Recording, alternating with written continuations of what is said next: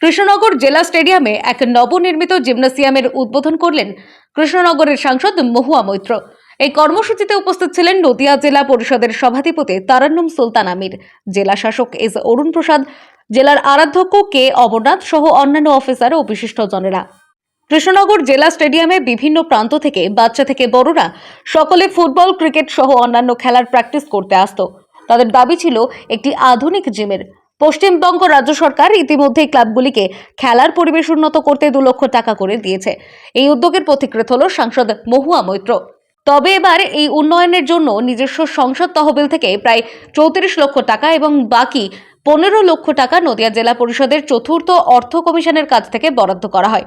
মোট 50 লক্ষ টাকা ব্যয়ে নির্মিত এই শীততাপ নিয়ন্ত্রিত জিমে রয়েছে দেহচর্চার সমস্ত আধুনিক সরঞ্জাম।